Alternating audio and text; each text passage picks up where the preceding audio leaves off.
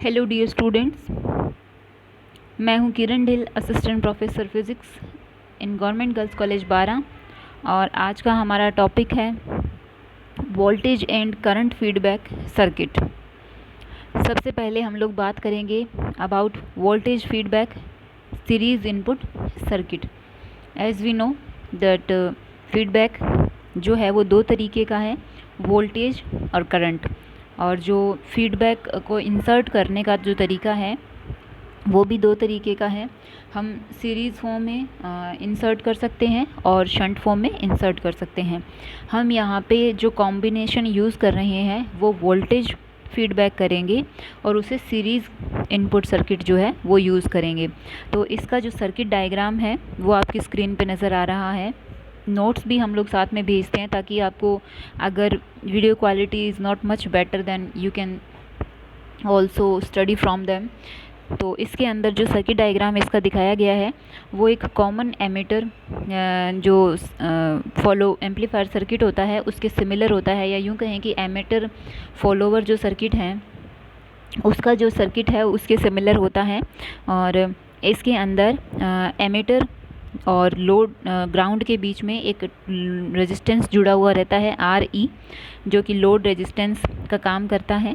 और collector side में एक रेजिस्टेंस RC जुड़ा हुआ है, ये बेस है, वोल्टेज सोर्स है।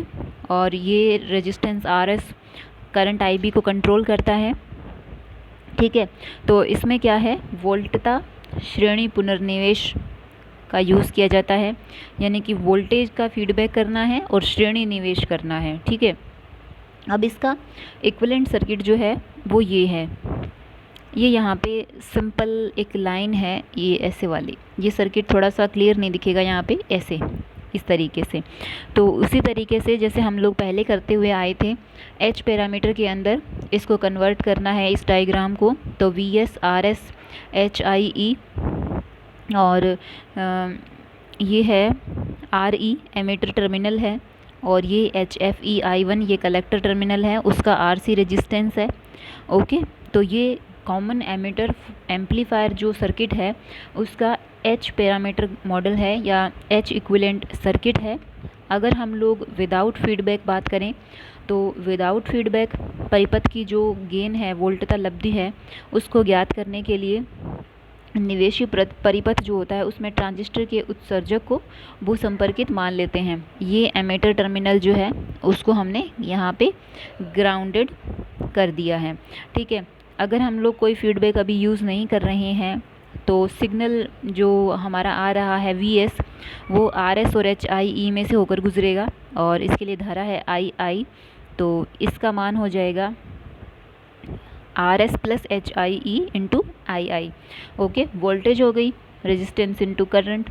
और अगर उसके बाद में हम लोग आउटपुट वोल्टेज की बात करेंगे तो आउटपुट टर्मिनल पे ये वाला, और यहाँ पे रेजिस्टेंस तो है RE और जो धारा आ रही है वो है HFE II।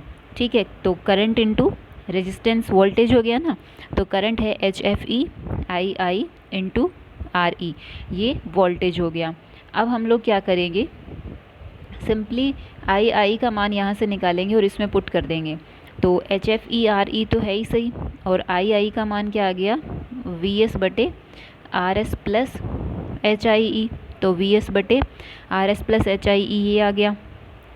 ये हमारे पास आउटपुट वोल्टेज की का एक्सप्रेशन आ गया है। अब हम लोग ये देखते हैं कि गेन क्या है विदाउट फीडबैक। अभी हमने फीडबैक यूज़ नहीं किया, सिंगल एक सिग्नल जो हमारा जा रहा था वही है, और फीडबैक का सिग्नल इसमें इंसर्ट नहीं हुआ है। तो गेन हो गया V0 over VS is equal to, तो V0 ये है ही और VS ये है, तो V0 ओवर VS क्या हो जाएगा, HFE RE बटे RS प्लस HIE। ठीक है, तो ये वोल्टेज गेन हो गया। अगर अब हम लोग, ये तो विदाउट फीडबैक गेन आ गया, अगर हम लोग जो आउटपुट वोल्टेज है उसका फीडबैक करें, और फीडबैक भी कैसे, क्योंकि फीडबैक में क्या होता है, चाहे तो आप जो आपको आउटपुट टर्मिनल पे जो सिग्नल मिल रहा है उसको कम्प्लीटली फीडबैक कर दो। ओके, या फिर इसका कुछ हिस्सा मतलब बीटा टर्मिनल यूज़ करके, बीटा नेटवर्क यूज़ करके उसका कुछ हिस्सा हम लोग जो है वो वापस इंसर्ट करते हैं। तो बीटा वी नोट अगर पूरा कर रहे हैं तो वी नोट का वी नोट ही जा रहा है, तो बीटा वी नोट अगर वी नोट के बराबर है तो बीटा का -1 वैल्यू हो जाएगी, क्योंकि नेगेटिव फीडबैक यूज़ करेंगे। तो माइनस वी नोट पूरा इंसर्ट करेंगे, बीटा बराबर -1। उसके बाद अब फीडबैक की बात हो गई है, सिग्नल को वापस फीड कर रहे हैं इनपुट में, तो उस टाइम गेन क्या हो जाएगा, voltage gain is equal to AF is equal to A/1 minus A beta. ठीक है, हमने पढ़ा था ये सबसे पहले जब हम लोगों ने अबाउट फीडबैक पढ़ा था, तो इफ़ेक्ट देखा था फीडबैक का गेन पर क्या होता है। तो AF is equal to A/1 minus A beta. तो बीटा का मान तो -1 है, तो ये प्लस हो जाएगा। तो सिंपली A का मान रख देते हैं HFERE बटे RS प्लस HIE, और बटे में 1 प्लस A हो जाएगा। बीटा का मान -1 है, तो 1 प्लस HFERE बटे RS प्लस HIE, ये आ गया। तो यहाँ से हम अब LCM ले लेंगे, तो LCM लेने से ये कैंसिल हो गया, और इधर पहले LCM लेंगे तो RS plus HIE HFERE, okay, ये आ गया। अब इसमें क्या होता है कि जो RS प्लस HIE होता है, इसका मान HFERE की तुलना में बहुत ही कम होता है, तो इसको आप हटा सकते हो। इसको हटाने पर ऊपर भी HFERE है और नीचे भी HFERE, ये दोनों कैंसिल होंगे, तो AF is approximately equal to 1, और AF यानी कि gain with feedback is approximately equal to 1। ये 1 के बराबर कब होता है, क्योंकि ये तो क्या है V0/VS, या यूँ कहें कि VSF कह दें, कुछ भी कह दें, क्योंकि हमने फीडबैक वाला सिग्नल इंसर्ट कर लिया है। तो उस टाइम तो अगर इसका मान 1 आ रहा है, तो इसका मतलब जो इनपुट थी आउटपुट भी उतनी ही है, तभी आया। इसीलिए ये क्या है, एमीटर फॉलोवर कहलाता है। इनपुट वोल्टेज को फॉलो करती है आउटपुट वोल्टेज, ओके। इसीलिए इसे एमीटर फॉलोवर सर्किट भी कहते हैं। हमने ये ट्रांजिस्टर के अंदर पढ़ा था। तो गेन पर तो ये इफ़ेक्ट हुआ फीडबैक का। और उसके बाद अगर हम लोग बात करें निवेशी प्रतिरोध पर या इनपुट रेजिस्टेंस पर, तो विदाउट फीडबैक तो रेजिस्टेंस VS/II। तो हमने जैसे सर्किट में देखा ही था, VS यहाँ पे देखो, VS क्या है, RS प्लस HIE II। तो यहाँ से हम लोग अगर रेजिस्टेंस निकालें, इनपुट रेजिस्टेंस, तो वोल्टेज बटे करंट, ये हो गया इनपुट रेजिस्टेंस, वो किसके बराबर आ गया, RS प्लस HIE के। तो यहाँ पे आ गया RS प्लस HIE, और आउटपुट वोल्टेज यहाँ पे हमारे पास, तो इसके अंदर आउटपुट वोल्टेज हमने HFEII current into RE, HFE H parameter है जो गेन को बताता है, और गेन जो होता है डायमेंशन लेस होता है। तो यहाँ पे HFE और II इस टोटल की डायमेंशन करंट की डायमेंशन है। तो जैसे HFEII इंटू RE, ये वोल्टेज के बराबर हो गया, करंट इंटू रेजिस्टेंस। तो अब हम लोग गेन जैसे देखते हैं, तो गेन हमने ऊपर निकाला ही था, HFERE बटे RS प्लस HIE, या यूँ कहें कि II का मान रखेंगे तो आ जाएगा, ओके। तो ये हमारे पास आ ही गया था। अब हम लोग देखते हैं कि विद फीडबैक हमारा इनपुट रेजिस्टेंस जो है वो क्या होगा। With feedback resistance RI1 minus A beta, beta 1 है और अंदर प्लस का हो जाएगा, बीटा सॉरी -1 है, और 1 प्लस HFERE बटे RS प्लस HIE। RI का मान रख दो, RI का मान है RS प्लस HIE, इससे ये कैंसिल हो जाएगा, RS plus HIE plus HFERE। ये हो गया input resistance in presence of voltage series feedback, okay. उसके बाद हम लोग बात करते हैं आउटपुट रेजिस्टेंस की। देखो निर्गम प्रतिरोध जो है, हमने ट्रांजिस्टर की यूनिट जब स्टार्ट करी थी उसमें भी हम लोगों ने पूरा डिटेल में पढ़ा था। जब भी हमें आउटपुट रेजिस्टेंस या निर्गम प्रतिरोध का मान निकालना होता है, तो उस टाइम हम लोग इनपुट टर्मिनल को शॉर्ट कर देते हैं, यानी कि इनपुट वोल्टेज का मान क्या कर देते हैं, ज़ीरो कर देते हैं। ज़ीरो वोल्टेज कब आती है, स्ट्रेट वायर पर आती है, जहाँ पे कोई भी रेजिस्टेंस या कोई प्रतिबाधा या प्रतिरोध नहीं होता है, ठीक है। तो इसमें भी ऐसे ही करेंगे, निर्गम टर्मिनलों के मध्य प्रवर्धक की ओर देखते हुए तथा निविष्ट संकेत शून्य मानकर प्राप्त प्रतिरोध जो है वो निर्गम प्रतिरोध होगा। और इस परिपथ में RE लोड प्रतिरोध का कार्य करेगा। निर्गम प्रतिरोध की गणना में लोड प्रतिरोध अनंत अर्थात निर्गम टर्मिनल खुले माने जाते हैं, क्योंकि जब हम लोग इस साइड से इसको हम लोग मेज़र करेंगे आउटपुट रेजिस्टेंस को, आर ई या आर एल जो भी लिखें, आर ओ लिखें। तो इधर वाले टर्मिनल क्या है हम लोग ओपन करेंगे, तो लोड को क्या मानना पड़ेगा, अनंत मानना पड़ेगा, आर ई को अनंत मानना पड़ेगा, क्योंकि ओपन सर्किट जो होगा अगर कोई टर्मिनल खुले हैं तो उनके मध्य प्रतिबाधा कितनी होती है, अनंत मान की होती है। लेकिन इससे क्या है, अभी हम कैलकुलेशन नहीं कर पा रहे, तो इसलिए हम क्या करेंगे, जहाँ कहीं भी आर ई है वहाँ पे एक बार आर ई रख देंगे और उसके बाद हम लोग फाइनल एक्सप्रेशन में R E attends to infinity कर देंगे। ओके, क्योंकि इधर हमें ओपन टर्मिनल लेने पड़ेंगे और फिर हम लोग इधर सर्किट के अंदर जो भी रेजिस्टेंस रहेंगे वो हम लोग स्टडी करेंगे। ओके, तो ओपन टर्मिनल लेंगे तो R E attends to infinity होगा। फिर अगर हम यहीं इन्फिनिटी कर दें तो फिर क्या होगा, हम लोग कैलकुलेशन नहीं कर पाएंगे, इसीलिए लास्ट में करेंगे। तो अभी हम लोग जैसे कहें कि गेन है H F E R E over R S plus H I E, ये गेन है जब हमने फीडबैक नहीं यूज़ किया है। ओके, और बीटा बराबर क्या है, -1। अगर हम लोग फीडबैक यूज़ करते हैं तो उस कंडीशन में जो आउटपुट रेजिस्टेंस रहता है वो रहता है आर ओ ओवर 1 - ए बीटा, और यहाँ पे ई जो है वो अटेंड्स टू क्या है, इन्फिनिटी।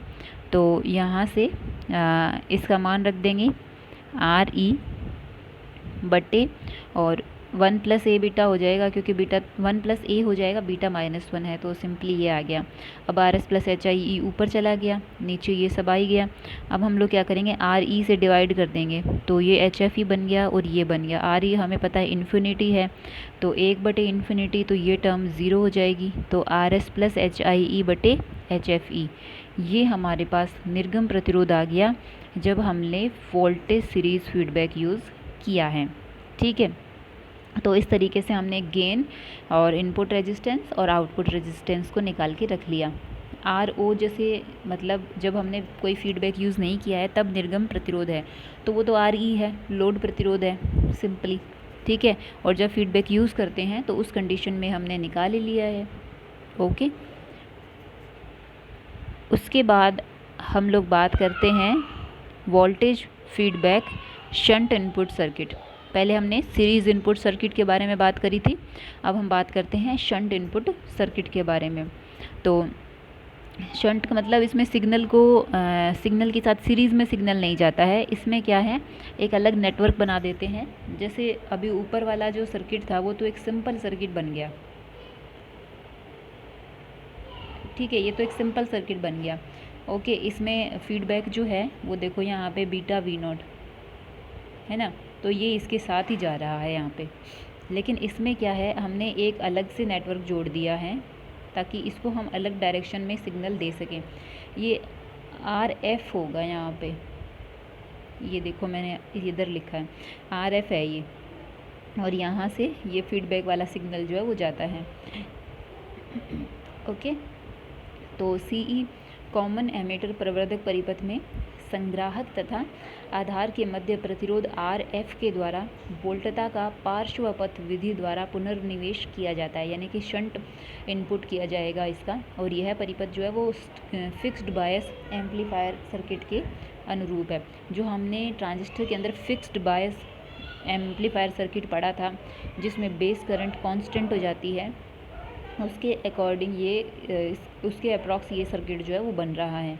ये जो हमने आर एफ रेजिस्टेंस यूज़ किया है फीडबैक करने के लिए, शंट फीडबैक करने के लिए, उसका मान जो है वो लोड के कंपैरिजन में बहुत ही ज़्यादा होता है। ये ज़्यादा इसलिए लिया है ताकि क्या है, सिग्नल जो है, ये सिग्नल जो यहाँ से जा रहा है वो इधर ना चला जाए।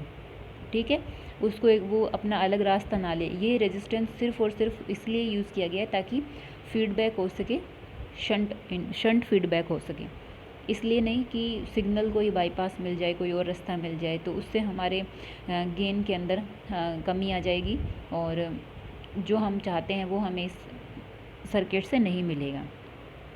ठीक है, तो इसका जो एच इक्विवेलेंट सर्किट है, तो सिंपल जो अपने सर्किट बनाया ही था पहले, जैसे एम्पलीफायर के R S H I E और G M V B E R L, इसके अंदर एच आर ई और एच एफ ई वो दोनों हटा रखे हैं अभी, ठीक है। और जैसे हमने एच के लिए जो सिंप्लीफाइड सर्किट एनालिसिस किया था उसके अंदर हमने H R E H F E इन सबको हटा ही दिया था, क्योंकि इनसे क्या है सर्किट के अंदर इनका मान बहुत ज़्यादा होता है और इसलिए इनको बहुत कम होता है, इसलिए इनको हटा देते हैं सर्किट में से। अभी हमारे पास ये है G M V B E. G M अंतराचालकता होती है करंट ओवर वोल्टेज, ओके, आगे आ जाएगा इसमें। और वैसे हमने पहले इसको डिस्कस कर ही लिया डिटेल में, हर सेक्शन में किया था सी बी सी ई सी सी के अंदर, ठीक है। और ये बेस और एमीटर टर्मिनल के बीच वोल्टेज वी बी ई है, ये लोड है, और ये शंट इनपुट के लिए रेजिस्टेंस आर एफ है, ठीक है। अभी देखिए जैसे बी जंक्शन पे बात करें, ये वाला जंक्शन है, तो यहाँ पर करंट आई आई और आई एफ ये दोनों मिलकर के आधार धारा आई बी बनाती हैं। अब ये कहता है कि अगर प्रवर्धक की आंतरिक लब्धि का मान बहुत अधिक है तो आई बी का मान बहुत कम नगण्य हो जाता है, क्योंकि करंट गेन अगर कहें तो आई सी बटे आई बी, अगर गेन का मान बहुत ज़्यादा है तो आई बी का मान बहुत कम हो गया, ठीक है।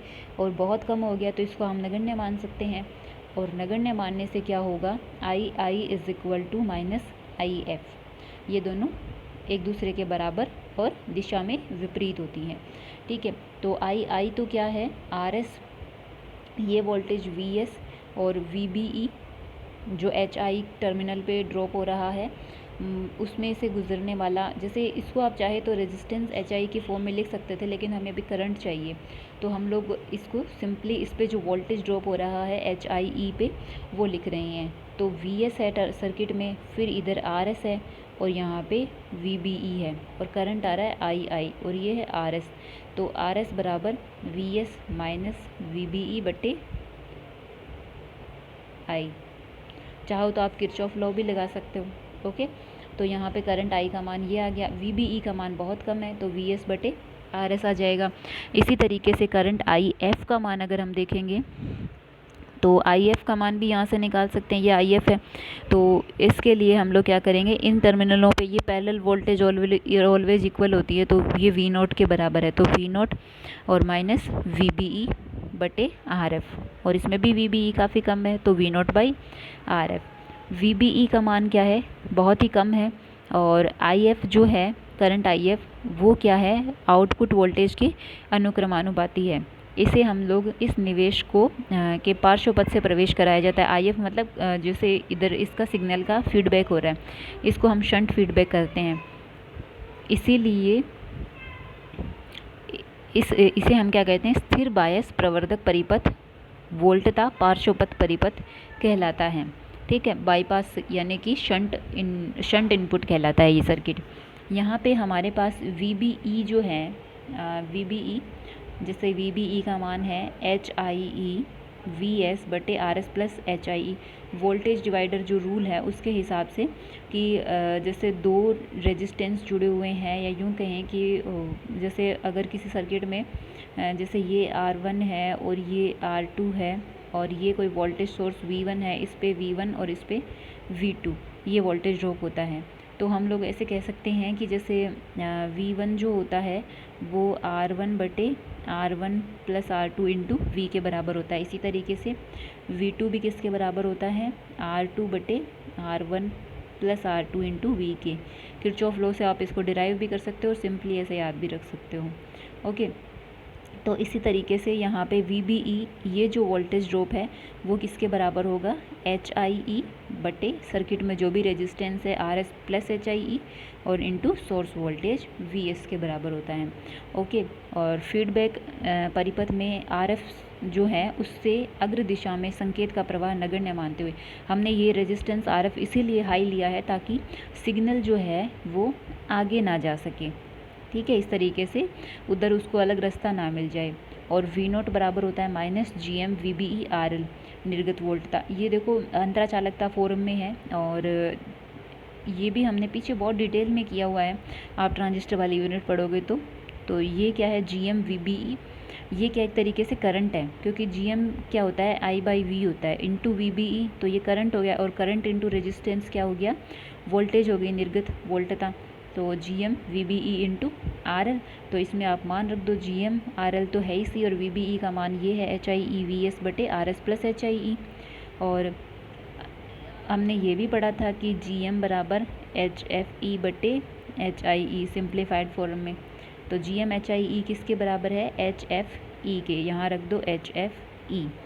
ठीक है, तो पुनर्निवेश, बिना पुनर्निवेश के प्रवर्धक की आंतरिक वोल्टता लब्धि ए बराबर V note by V S is equal to minus H F E R L बटे R S plus H I E. और बीटा की परिभाषा से, पुनर्निवेश की परिभाषा से क्या आ जाता है, पुनर्निवेश की परिभाषा से होता है पुनर्निवेशी वोल्टता बटे लोड वोल्टता। पुनर्निवेशी वोल्टता तो है आर एस आई आई, और लोड वोल्टता है आर एफ आई एफ। ये बीटा नेटवर्क जो हमने यूज़ किया है उसकी बात कर रहा है। तो उसमें क्या है, इधर से इंसर्टेड सिग्नल जो है वो तो है आर एस रेजिस्टेंस से जाने वाला और करंट आई, और इधर से लोड किसका आ रहा है फीडबैक वाले सर्किट में, आर एफ आई एफ, ये भी सिग्नल आ रहा है। इनका रेशो है ये, as we know I I is equal to minus I F. तो यहाँ पे रखेंगे तो बीटा बराबर आ गया R S by R F. ठीक है, और लूप गेन होता है ए बीटा, ए हमारे पास ये है H F E R L, इसके साथ आर एस और आर एफ आ गया, R S plus H I E आ गया। ओके, तो यहाँ पर हम लोग ये ज्ञात करने की कोशिश कर रहे हैं कि विद फीडबैक जो है वो वोल्टेज गेन, इनपुट रेजिस्टेंस और आउटपुट रेजिस्टेंस क्या होगा। अभी तक तो क्या है, हमने फीडबैक वाला जो भी टर्म है उसको यूज़ नहीं किया है, सिंपली करते हुए आ रहे हैं। अब हम लोग बीटा को इसमें इन्वॉल्व करेंगे। तो विद फीडबैक जो लूप गेन है वो ए बीटा, तो गेन हो गया A over 1 minus A beta. तो ए का मान रख देंगे H F E R L, R S plus H I E, ये हमने सिंपली ऊपर निकाला ही था ये वाला, और ए बीटा का मान ये है, ये रख देंगे। तो R S plus H I E से कैंसिल हो जाएगा, और यहाँ पे ये आर एफ आ जाएगा। ठीक है, और इसमें क्या है, ये वाली टर्म का मान जो है वो एक के सापेक्ष बहुत अधिक होता है, इसीलिए हम लोग क्या करेंगे, इसका मान एक के कंपैरिजन में ज़्यादा है तो एक को हटा देंगे। तो अब तो ये सिंपल इससे कैंसिल हो गया, H F E R L से ये, तो R F by R S आ गया gain with feedback. Okay, minus आएगा क्योंकि ए की टर्म में माइनस है। फिर उसके बाद हम लोग बात करते हैं इनपुट रेजिस्टेंस की। तो इनपुट रेजिस्टेंस हो गया, हम लोग जब शंट इनपुट करते हैं तो R I dash is equal to R I बटे 1 माइनस ए बीटा। तब तो सिंपली आपको मान रखते जाना है। पुनर्निवेश रहित प्रवर्धक में बिना पुनर्निवेश के तो आर एफ इन्फिनिटी है, ओपन हो गया वो वहाँ से। ठीक है, तो input resistance R S plus H I E, और आर आई डैश जो हो गया तो ए बीटा का मान रख दो। ठीक है, और इसमें क्या पता लगता है कि इस आर आई डैश का मान जो है वो आर आई के कंपैरिजन में कम आता है, ज़्यादा इसको सॉल्व करने की ज़रूरत नहीं है। उसके बाद है निर्गम प्रतिरोध। निर्गम प्रतिरोध में क्या होगा कि बिना पुनर्निवेश वाले सी ई प्रवर्धक परिपथ का निर्गम प्रतिरोध जो है वो आर एल की उपस्थिति में निकालेंगे। तो आर एल बटे 1 plus H O E R L, ये हमने एक्सप्रेशन जो है वो वहाँ से यूज़ किया है, ट्रांजिस्टर वाले जो अपनी यूनिट थी उसमें सिंपली निकाला ही था आर एल का मान, एच पैरामीटर का जो इक्विवेलेंट सर्किट है वहाँ से। तो अभी तो हमने जैसे ये एच ओ वगैरह ज़्यादा यूज़ नहीं किया, एच पैरामीटर सिंपल टर्म्स को यूज़ करने की कोशिश करी है। ठीक है, तो एच ओ ई का मान एक कंपैरिजन में बहुत ही कम होता है, तो इसको हम हटा देंगे, तो R O is approximately equal to R L. और जब हम लोग फीडबैक की बात करते हैं तो फीडबैक सहित जो है निर्गम प्रतिरोध R O dash is equal to R O बटे 1 माइनस ए बीटा, और वही आर ओ का मान तो है आर एल, और ए का मान जो है वो हमने ऊपर निकाला ही था, H F E R L बटे R S plus H I E, और बीटा का मान है आर एस बटे आर एफ। दोनों मान रख दिए, बीटा का माइनस था तो ये प्लस हो गया। अब इसको थोड़ा सा सॉल्व कर लेते हैं। तो यहाँ से हमारे पास क्या आ जाएगा, जैसे ये H F E R S है और ये है R S plus H I E, तो इसका मान आर एस का मान जो है वो एच आई ई की कंपैरिजन में क्या होता है, बहुत ही ज़्यादा होता है। इसको हम लोग पहले ऊपर ले जाते हैं, तो R S plus H I E R F और बट्टे में इधर are S plus H F E R L. तो जैसे ये आ जाएगा, आर एल से डिवाइड करेंगे तो आर एल इससे एच एफ ई से कट जाएगा, H F E R S बचेगा और ऊपर ये बच जाएगा, साइड में भी ये बचेगा। तो इसका मान ज़्यादा है तो साइड वाले को हटा देते हैं, सिंपली क्या आ जाएगा आर एफ बटे एच एफ ई, क्योंकि आर एस भी क्या है एच आई की कंपैरिजन में बहुत ज़्यादा है, तो ये यहाँ से यहाँ कैंसिल हो जाएगा, एच आई आप हटा देंगे। ओके, तो फाइनली हमारे पास आर ओ डैश जो है वो अप्रॉक्सीमेटली इक्वल आ जाता है are F by H F ई के।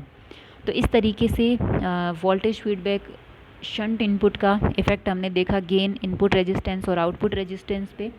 तो बच्चों इनको अच्छे से स्टडी कर लेना, नोट्स आपको भिजवाई दिए हैं और कोई समस्या आए तो मैसेज करके पूछ लेना। कई बार मैं रिप्लाई नहीं कर पाती हूँ, थोड़ा सा दोबारा मैसेज कर दिया करो ताकि मुझे याद रह जाए। और कोई भी प्रॉब्लम हो तो बताना। खुश रहो, स्वस्थ रहो, अपना ख्याल रखो और पढ़ाई करते रहो। धन्यवाद।